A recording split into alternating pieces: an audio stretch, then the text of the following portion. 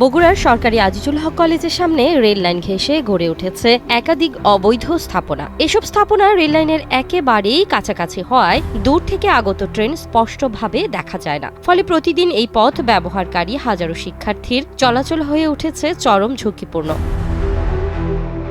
প্রতিদিন অন্তত 18টি ট্রেন চলাচল করে এই রেলপথ দিয়ে। এই রেল লাইন পার হয়ে কলেজে যেতে হয় প্রায় 30,000 শিক্ষার্থীকে, কিন্তু এখানে কোনো স্থায়ী রেলগেট নেই 1.5 দশকের বেশি সময় ধরে।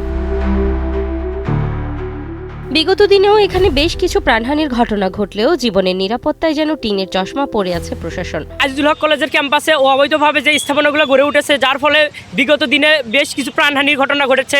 তা সামনের দিনেও ঘটবে কিনা আমরা কিন্তু আমাদের জীবনের কোনো নিরাপত্তা নাই। কিসের জন্য আমরা রেল লাইনে এই অবৈধভাবে স্থাপনাগুলোর জন্য আমরা কিন্তু সঠিকভাবে রাস্তাটা দেখতে পারি না। কলেজের সামনে দিয়ে যখন ট্রেন যায় তখন আমরা এই দোকানের জন্য হয়তো বা দেখতে পারবো না, তখন অনাকাঙ্ক্ষিতভাবে অনেক কিছু ঘটতে পারে। রেল কর্তৃপক্ষ এবং সরকারের কাছে অনুরোধ, এই জায়গাটুকু দখলমুক্ত করা হোক এবং কলেজ এবং রেল লাইনের সৌন্দর্য বর্ধনে ব্যবস্থা নেওয়া হোক। রেলের জায়গায় অবৈধ দোকানপাট দেওয়ার কারণে পথচারী যে হাঁটাচলা করে এগুলো তাদের সমস্যা হচ্ছে। সমস্যার কারণে সাধারণ মানুষজন এখন ঝুঁকির মধ্যে আছে।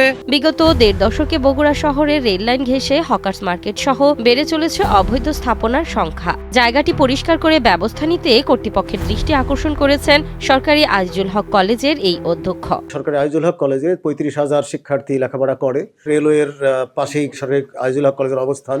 রেলওয়ের রাস্তা পার হয়ে কলেজের ছাত্রছাত্রী, শিক্ষক সবাইকে যাতায়াত করতে হয়। তো এই জায়গাটাতে অতীতেও দুর্ঘটনা ঘটেছে, প্রাণহানিও ঘটেছে।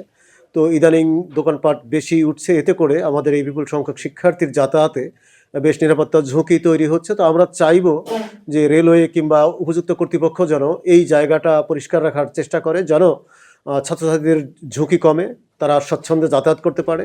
এদিকে রেলের জায়গা দখল করে গড়ে ওঠা এসব অবৈধ স্থাপনা দ্রুত অপসারণ করা হবে বলে জানিয়েছেন রেলওয়ের এই প্রকৌশলী। এই দোকানগুলো করার পক্ষে মোটেও না, জোর করে বা বিভিন্নভাবে বিভিন্ন অজুহাত দিয়ে দোকানগুলো তারা দিয়েছে, তারপরে চলমান আছে। এবং জানেন কিছুদিন আগে একটা দুর্ঘটনা ঘটছিল, সেখানে সেটা ওই গেট থেকে একটু পশ্চিম পাশে আর কি। দুর্ঘটনা ঘটার পর আমাদের আপনারা ছাত্ররা অনেক আন্দোলন করে, আন্দোলনের প্রেক্ষিতে আমরা ওখানে জরুরি ভিত্তিতে টিএলআর গেট স্থাপন করি। কাগজে পাইছি ওই জায়গাটা লিজ নিয়েছে, তারা ওখানে কাজটা করছে এবং কাজটা রেল লাইন থেকে এত সন্নিকটে করছে যেটা আমরা ইতিমধ্যে বাধা দিয়েছি এবং আমার সাবস্টেশন ইঞ্জিনিয়ার যায় ওটা ভেঙেও দিয়েছে। এবং আমরা চাই না রেল লাইন থেকে অ্যাটলিস্ট 15 ফিটের ভিতরে কোনো স্থাপনা হোক।